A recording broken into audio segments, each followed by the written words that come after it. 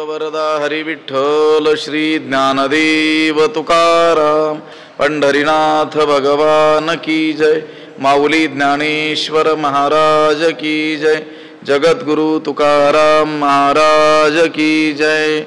नमामि सद्गुरुं शांतं सच्चिदानंद विग्रहं पूर्ण ब्रह्म परानंद मीशमालंदी वल्लभम।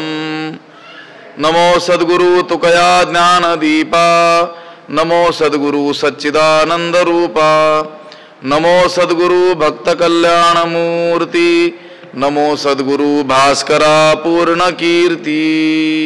अखंड मंडलाकारं व्याप्तं येन चराचरं तत्पदं दर्शितं येन तस्मै श्री गुरवे नमः। जयांची केली स्मरण होय सकळ विद्यांचे अधिकरण, तेची बंधू श्री चरण श्री गुरूंचे ते नमस्कारोनी आता।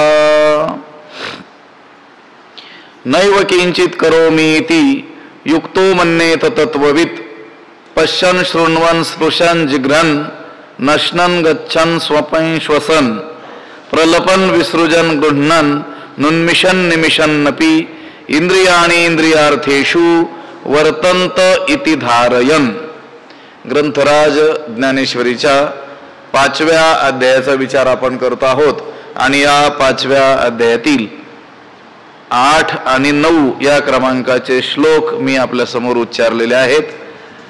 जोडीनं आलेले हे श्लोक आहेत, याचा अन्वय देखील एकत्र करून आपल्याला अर्थ पाहायचा आहे। म्हणून प्रथमतः या श्लोकांचा अन्वय आणि अर्थ आपण पाहूयात। तत्ववित् युक्तः पश्यन् शृण्वन् स्पृशन् जिघ्रन् अश्नन् गच्छन् स्वपन् श्वसन् प्रलपन् गृह्णन् उन्मिषन् निमिषन् अपि, इंद्रियाणि इंद्रियार्थेषु वर्तन्ते इति धारयन्, किंचित न करोमि इति एव मन्येत।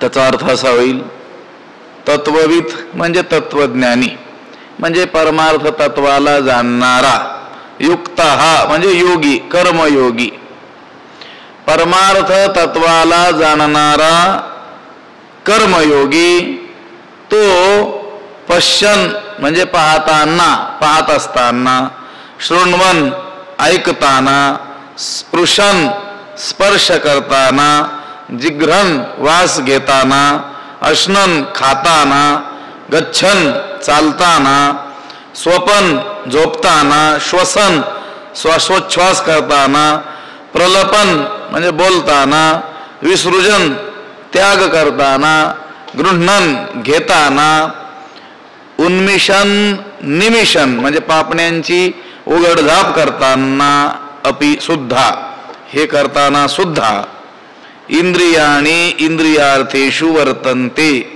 इंद्रिये इंद्रियार्थेषु त्यांच्या विषयांमध्ये वर्तन्ते व्यापार करतात, इति धारयन असं समजून, किंचित न करोमि मी काहीच करीत नाही, इति एव मन्येत असं निसंदिग्धपणे मानतो किंवा त्यानं मानावं, असं काय काय अर्थ आहे।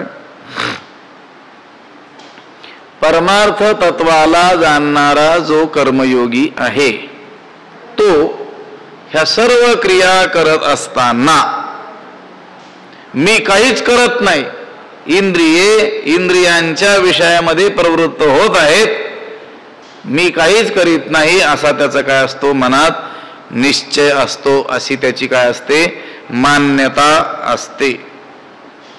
सामान्य मनुष्य आणि तत्वज्ञानी पुरुष, परमार्थ तत्वाला जाणणारा हा कर्मयोगी, हा श्रेष्ठ पुरुष, ही क्रिया तर सारख्याच करतात, पण त्या क्रिया करत असताना दोघांची मान्यता वेगळी आहे। सामान्य मनुष्य पाहताना मी पाहतो, मी ऐकतो, मी खातो, मी जातो, मी घेतो, मी देतो, मी झोपतो, मी श्वास घेतो असं मानत असतो।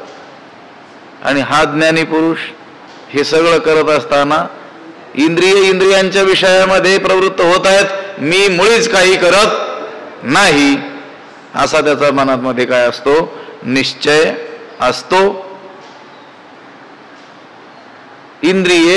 इंद्रियांच्या विषयामध्ये ते इंद्रिय त्या विषयामध्ये काय होतंय? प्रवृत्त होतंय. माझा त्याच्याशी काही संबंध नाही, अशी त्याची काय असते? मान्यता असते. हे पहा, ज्या साधकानं सद्गुरूच्या उपदेशानं स्वतःचं आत्मस्वरूप यथार्थ रीतीनं, सम्यक रीतीनं आणि निसंशयपणानं, निसंदिग्ध रीतीनं काय केलंय? जाणलेलं आहे. काय जाणलेलं आहे? मी कर्ता भोक्ता सुखी दुःखी जन्मणारा मरणारा संसारी जीव नसून कोण आहे? साक्षात नित्य शुद्ध बुद्ध मुक्त स्वभाववान साक्षी चैतन्य स्वरूप मी आहे, मीच परमात्मा स्वरूप आहे, असं ज्यानं जाणलेलं आहे तोच तर तत्ववेत्ता आहे. वेत्ता जाणणारा, तत्वाला जाणणारा म्हणजे त्या तत्वावरून मी वेगळा आहे असं जाणणारा थोडंच, ते तत्व मीच आहे अशा रीतीनं निसंशयपणे जाणणारा जो आहे, मनोबुद्ध्य अहंकार चित्तानि नाहम न च श्रोत्र जिव्हे न च घ्राण नेत्रे न च व्योम भूमिर न तेजो न वायू चिदानंद रूप शिवोहम. मी मन बुद्धी चित्त अहंकार नाही, पंच ज्ञानेंद्रिय पंचमहाभूतही नाही, तर सच्चिदानंद स्वरूप शिवस्वरूप मी आहे असं ज्यानं सद्गुरु कृपेनं त्या परमार्थ तत्वाला यथार्थ जाणलेलं आहे, त्याची ही समजूत आहे की मी काहीच करत नाही. हे इंद्रियांच्या विषयामध्ये रममाण होत आहेत, प्रवृत्त होत आहेत, मी मुळीच काही करीत नाही असा निश्चय त्याच्या मनामध्ये असतो. जे पार्थातयादिही मी ऐसा आठवू नाही, तरी कर्तृत्व कैचे काही उरे सांगे. पार्था, हे अर्जुना, त्या तत्ववेत्याला, तो जो ज्ञानी पुरुष आहे त्याच्या ठाई मी देह आहे, देही आहे, देह आहे अशी काय नसते? आठवणच नसते. त्याच्या ठिकाणी मी देह आहे ही आठवणच राहिलेली नसते. तर मग त्या देहाला धरून असलेला कर्तृत्वाचा अभिमान जो आहे, तरी कर्तृत्व काहीचे काही उरे सांगे. मग त्याच्या ठिकाणी कर्तृत्वाचा अभिमान कसा काय राहील, कसा काय उरेल? तूची सांगे, तूच सांग बरं. हे अर्जुना, त्या तत्ववेत्याला मी देह आहे अशी आठवण जर नसेल तर मग त्याच्या ठिकाणी कर्तृत्वाचा अभिमान कसा राहील हे तू मला सांग. त्याच्या ठिकाणी मी देह आहे आठवणच राहिलेली नाही आहे, आणि मी हे भाष नेणे माझे काहीची न म्हणे, सुख दुःख जाणणे नाही जया. मी ही भाषाच त्याच्या ठिकाणी राहिलेली नसते. कधी तो शरीराला मी असं म्हणत नाही, कधी तो हे शरीर माझं आहे असं म्हणत नाही. आता सामान्य माणूस देहालाच मी म्हणतो, कधी कधी देह माझा आहे असं म्हणतो, पण हा जो ज्ञानी पुरुष आहे त्याच्या ठिकाणी मी हे स्फुरणच उरलेलं नसतं. तर मग माझं असं स्फुरण तरी कुठून असणार आहे? आता त्याच्या बोधामध्ये, त्याचा बोधच एवढा व्यापक असल्यामुळं, पूर्ण ब्रह्मांड त्याच्या बोधामध्ये आलेलं असल्यामुळं, अशी जी परिच्छिन्न अहंता आहे, देह मी अशी जी अहंता म्हणजे परिच्छिन्न अहंता आहे, ती त्याच्या ठाई असत नाही. त्याच्या ठाई अहंता आहे अहम ब्रह्मास्मी, म्हणजे सर्वत्र मीच मी आहे अशी व्यापक अहंता त्याच्या ठाई असल्यामुळं देहाला धरून असलेली परिच्छिन्न अशी छोटीशी अहंता त्याच्या ठाई राहिलेली असत नाही. व्यापक अनुभवावर तो ज्ञानी आला असल्यामुळं द्वैतात्मक असलेलं मीच स्फुरण त्याच्या ठाई शिल्लक राहिलेलं नसतं. पण जे पार्थातया देही मी ऐसा आठवू नाही, त्या तत्व त्याला मी देह आहे अशी जर आठवणच नसेल, मागं पाहून आलो की नाही, आणि मी माझे ऐशी आठवण विसरले जयाचे अंतःकरण, पार्था तो संन्यासी जाण निरंतर. मी आणि माझ ही आठवणच त्याच्या अंतःकरणाला राहिलेली नाही. अज्ञानी माणसाचं वेगळं आहे, त्याला हीच आठवण आहे मी आणि माझं, ती देहाला धरून. हा महात्मा देखील मी म्हणतो, पण त्याच्या मी मध्ये सर्वच येऊन जातो. त्याच्या मी एवढा व्यापक आहे की त्या मी होऊन वेगळा कोणीच असत नाही आहे. म्हणून ही छोटी ही जी अहंता आहे, देहाला धरून असलेली, देहसंबंधी पदार्थाला धरून असलेली ममता, ती त्याच्या ठाई असत नाही आहे.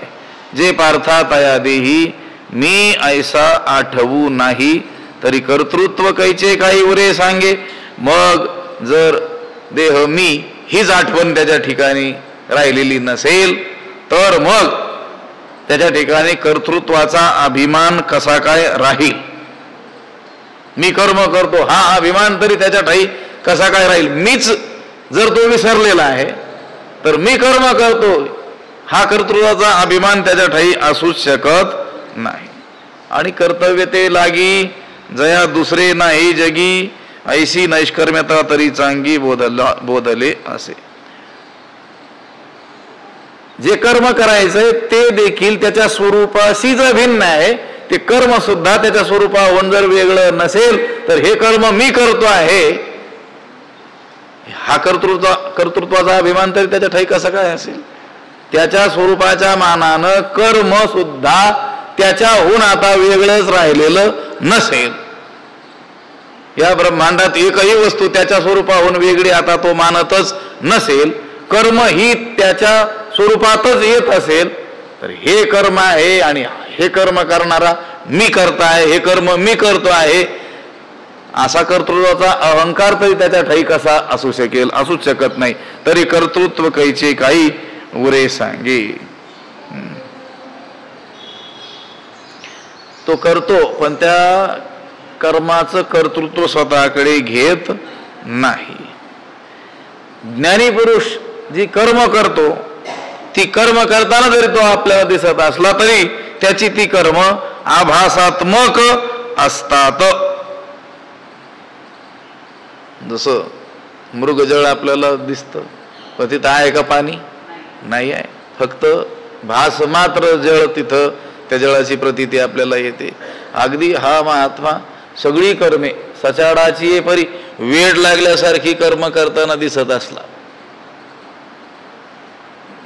जो गुणातीत पुरुष आहे ना, जो प्रकृतीच्या पलीकडे पोहोचलेला पुरुष आहे, परमेश्वर स्वरूपाशी एकरूप झालेला आहे, तो काही ब्रह्मबोधावर पोहोचल्यामुळं कर्म करणं सोडून देत नाही.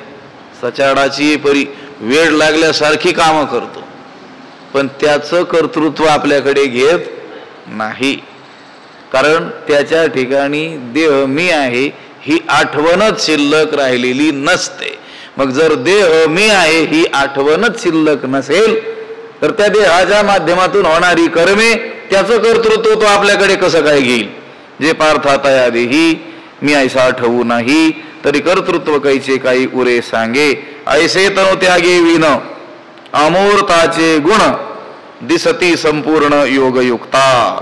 ऐसे याप्रमाणे तनुत्यागी विन शरीराच्या त्यागा वाचून अमूर्ताचे गुण, अमूर्त अव्यक्त असलेला जो परमात्मा, त्याचे सर्व गुण, त्याचे स्वभाव संपूर्ण दिसती कुठं? योगयुक्ता, त्या कर्मयोगाच्या ठिकाणी पूर्णपणे प्रकट झालेली आपल्याला अनुभवास येतात, दिसून येतात.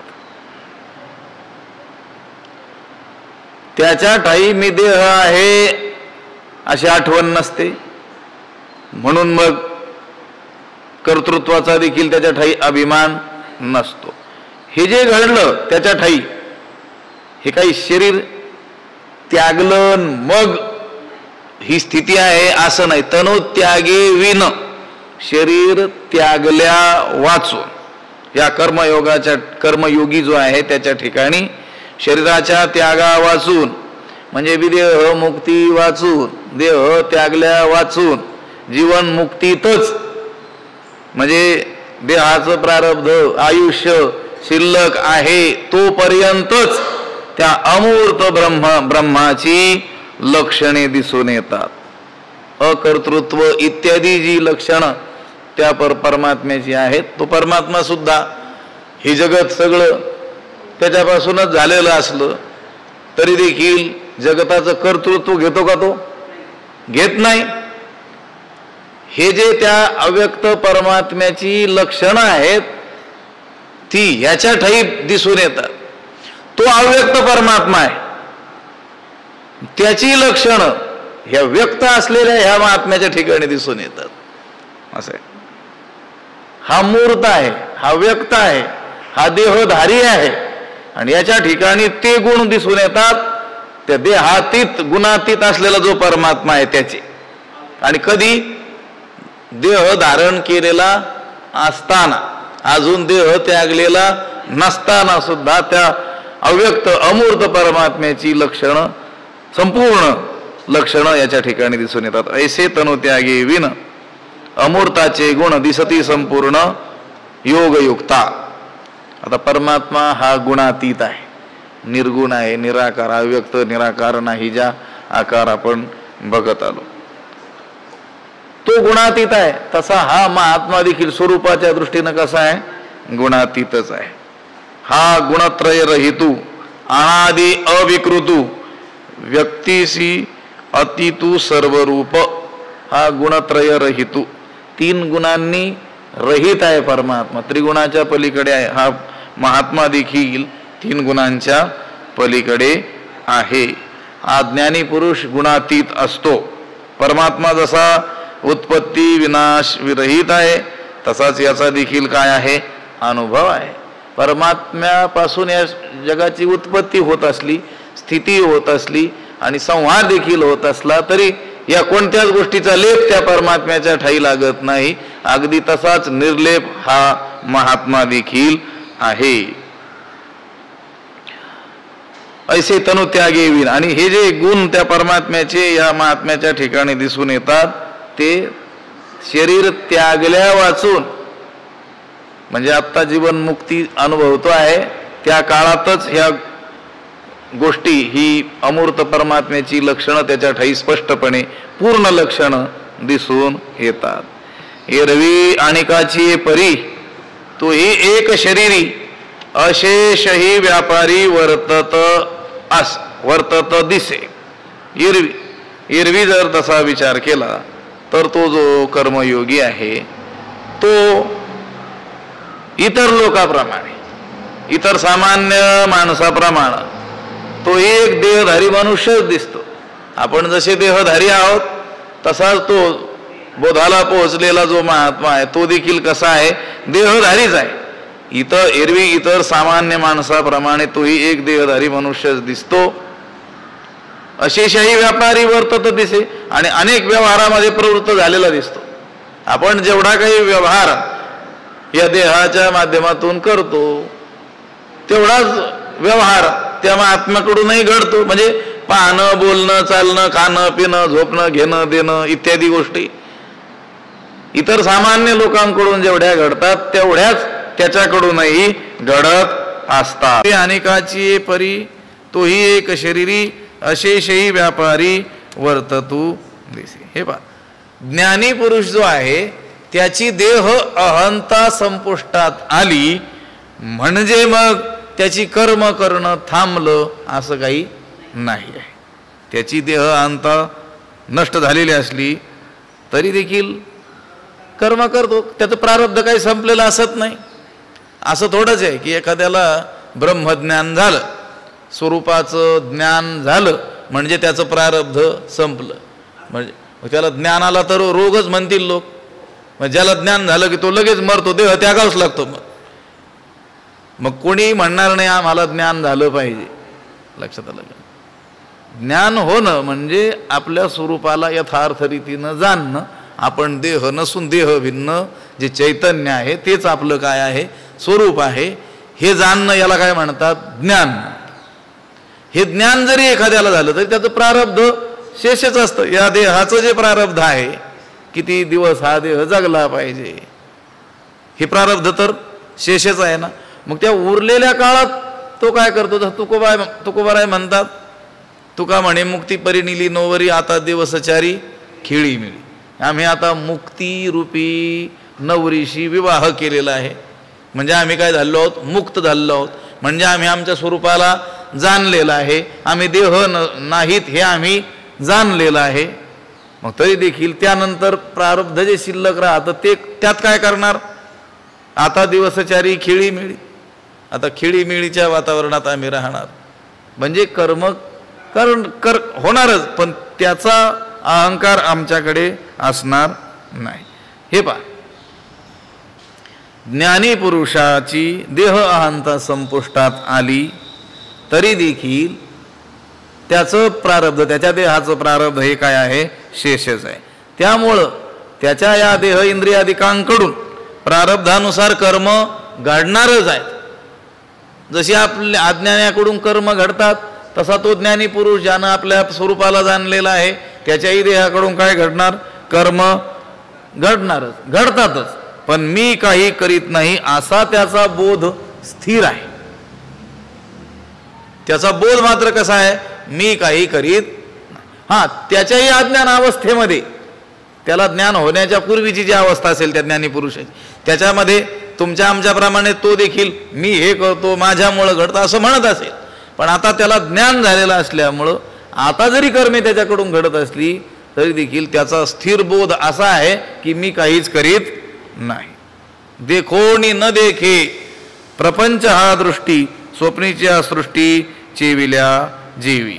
देखोनी न देखे, जगाला पाहतो पण मी पाहतो अशी अहंता किंवा कर्तृत्वाभिमान त्याच्या ठाई नाही आहे. कर्म ही पूर्वसंस्कारानुरूप घडणारच आहेत, घडतात, पण त्याचा अहंकार हा ज्ञानी पुरुष घेत नाही. परी हे मिया केली की हे माझे निसिद्धी गेले, ऐसे नाही ठेविले वासने माझी. मी हे केलं माझ्यामुळं हे कर्म पूर्णतेला गेलं अशी अहंता त्याच्या ठाई शिल्लक राहिलेली नसते. तुका म्हणे आम्ही या जनाविरहित होऊन निश्चित क्रीडा करू. जनाविरहित होऊन म्हणजे जन जसं अज्ञानी आहे, देहालाच मी समजताय, तसं त्यांच्यात न राहता ज्ञान प्राप्त आम्ही केल्यानंतरही काय करू, क्रीडा करू, लीलया ही काय करू, कर्मे करू, पण त्याचा अभिमान आमच्याकडे घेणार नाही. एरवी अनेकाची परी तोही एक शरीरी. एरवी विचार जर केला तर सामान्य माणसाप्रमाणे तोही एक देहधारी मनुष्यच दिसतो, पण अनेक व्यवहारात प्रवृत्त झालेला दिसतो. देहधारी दिसतो, अनेक व्यवहारामध्ये प्रवृत्त झालेला दिसतो, पण त्याची समज, त्याची मान्यता आणि आपली मान्यता काय आहे, भिन्न आहे. तोही नेत्रीप आहे, ज्ञानोबराय म्हणतात, तोही नेत्रीप आहे, श्रवणी ऐकतू आहे, परी तेथीचा सर्वथा नोहे नवल देखे. तोही नेत्रीप आहे. तो जो ज्ञान प्राप्त झालेला जो महात्मा आहे तो सुद्धा नेत्रीप आहे, डोळ्यानेच पाहतो.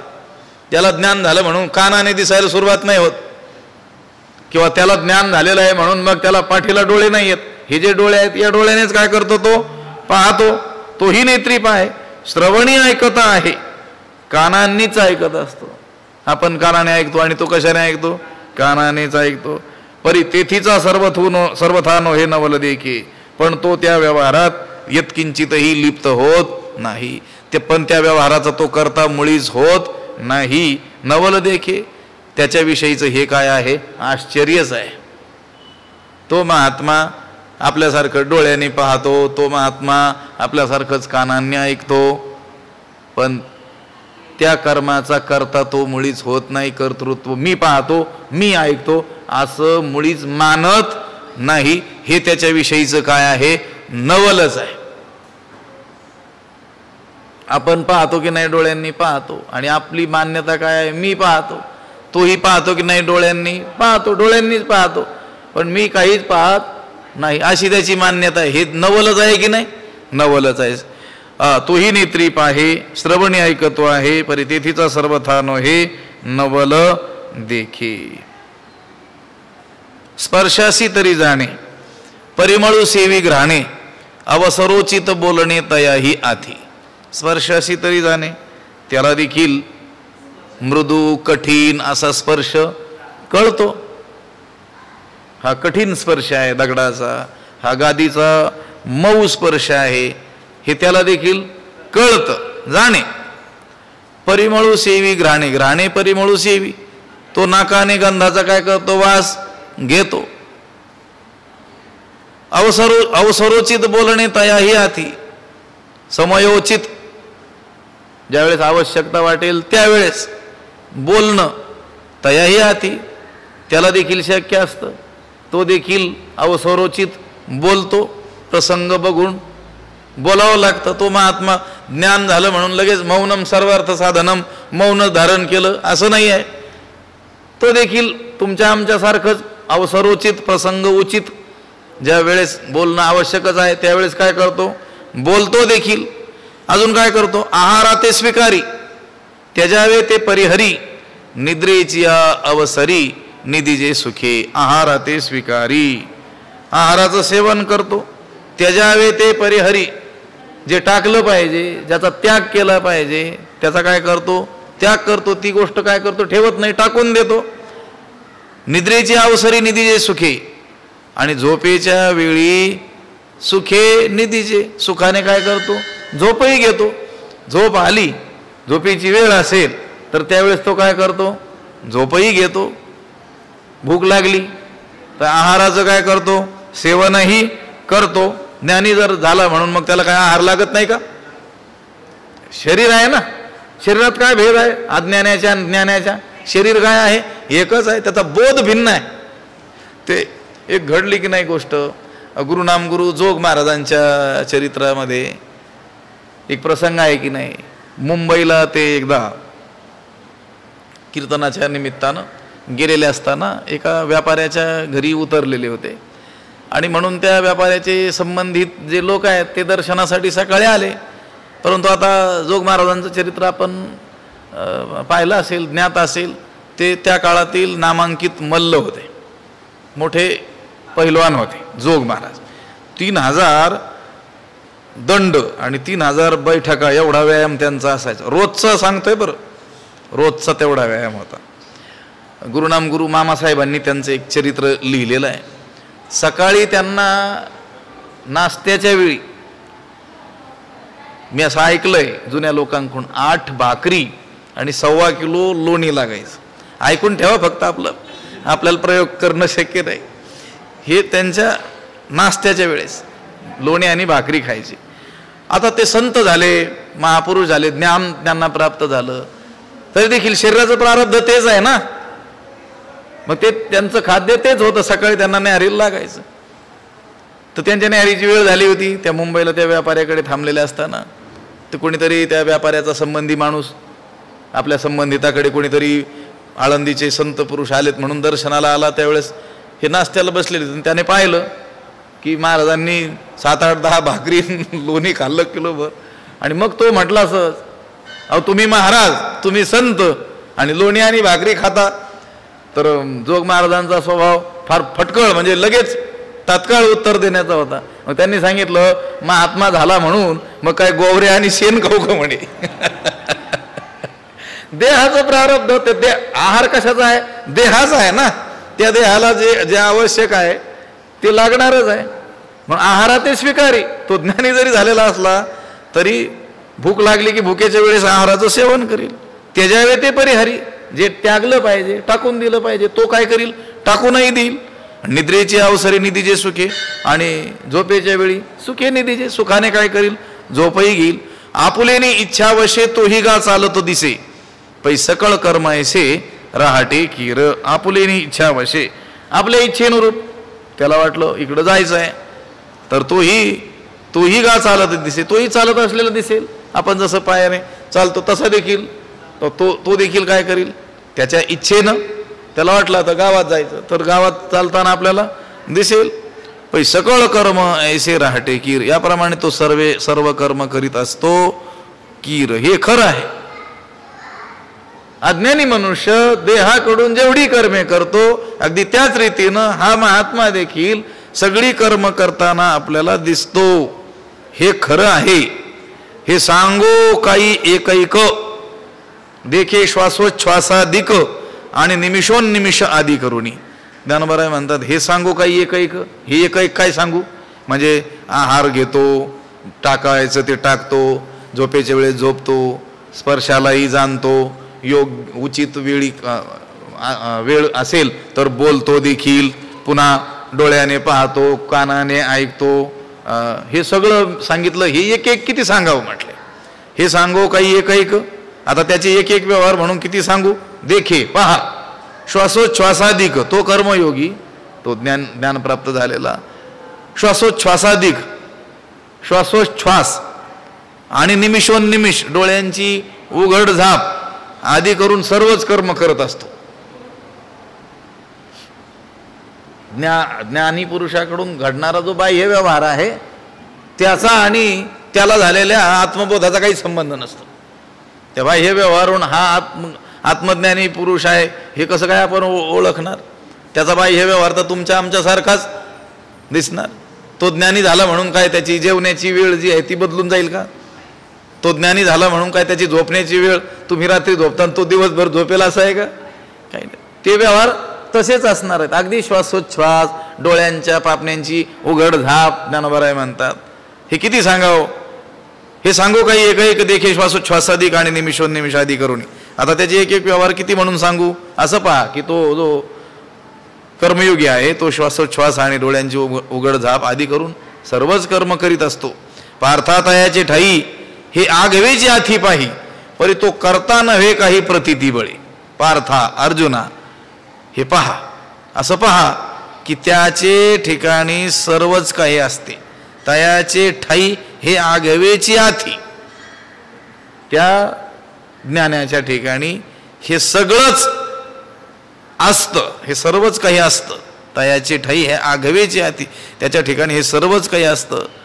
परी तो करता नव्हे काही प्रतिती बळे, परी तो प्रतिती बळे काही करता नव्हे, परंतु ब्रह्मज्ञानाच्या सामर्थ्यामुळं तो त्या कर्माचा करता मात्र नसतो.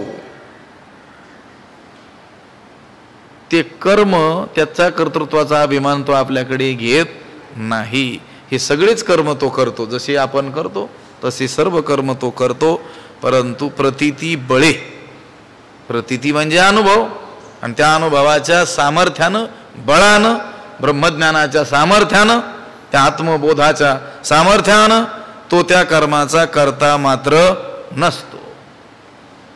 आपण आपल्यामध्ये ब्रह्मज्ञानाचं सामर्थ्य नाही, प्रतिती बळ नाही. आपण देहालाच मी असं समजलेलं असल्यामुळं त्या कर्माचं कर्तृत्व आपण आपल्याकडे घेतो की त्या ज्ञानाच्या ठिकाणी सर्वच काही असतं, पण त्या ज्ञानाच्या सामर्थ्यामुळं, प्रतिती बळामुळं तो करता नव्हे काही, तो त्या कर्माचा करता मात्र नसतो. जै भ्रांती से जे सुतला तै स्वप्न सुखे भूतला, मग तो ज्ञानोदयी चेईला म्हणून या. जय भ्रांती से जे सुतला. जेव्हा हा ज्ञानी पुरुष आपल्यासारखा अज्ञानी अवस्थेत होता त्यावेळेस तो भ्रांती से जे सुतला म्हणजे भ्रमाच्या शय्येवर झोपला होता. भ्रमरूपी शेज आहे, भ्रांती हीच काय आहे, शेज आहे. आणि त्या भ्रांती शेजेवर, भ्रमाच्या शय्येवर जेव्हा तो झोपला होता, तै स्वप्न सुखे भूतला, तेव्हा तो या विश्वस्वप्नामध्ये काय झाला होता, वैषयिक सुखानं सुखी झाला होता, भुलला होता. लक्षात आलं. तै स्वप्न सुखे भूतला, मग तो ज्ञानोदयीचे इला म्हणून या. नंतर ब्रह्मज्ञानाचा उदय झाल्याबरोबर तो जागा झाला, म्हणून तो करता भोगता नसतो. तो महात्मा आता जरी त्याला ज्ञान प्राप्त झालं असलं तरी अज्ञान अवस्थेमध्ये तो तुमच्या आमच्या सारखंच भ्रमरूपी शय्येवर निजलेला होता. ज्ञानोबरायांना म्हणायचं आपण सगळे झोपलेलोच आहोत, आणि तेही कोणत्या शय्येवर? भ्रांती सेजे, भ्रमाच्या शय्येवर काय झालेलो आहोत? झोपलेलो आहोत. आणि केवळ त्या भ्रमाच्या शय्येवर झोपलेलो आहोत असं नाही, तर त्या झोपेत आपल्याला काय झालेलं आहे? स्वप्न पडलेलं आहे, आणि त्या स्वप्नांना आपण भुललेलो आहोत. भ्रमाच्या शय्येवर झोपून या विश्व स्वप्नाच्या वैषयिक सुखात आपण काय झालेलो आहोत? भुललेलो आहोत. मग त्यातून बाहेर काढायचं असलं तर काय उपाय? एकच उपाय. त्या झोपेमध्ये स्वप्न पडलं आणि त्या स्वप्नात रंगून गेलेला एखादा मनुष्य असेल तर त्याला त्यातून बाहेर काढायचा उपाय काय? त्याला त्या झोपेतून काय करणं? जाग करणं. आता एखादा मनुष्य झोपला, झोपेत त्याला स्वप्न पडलं, त्या स्वप्नात त्याला दुःख झालं, वाघ त्याच्या पाठीशी लागला आणि वाचवा वाचवा वाघ माझ्या पाठीशी लागलेला. आता आपल्याला त्याला मदत करायची तर काय करावं लागेल?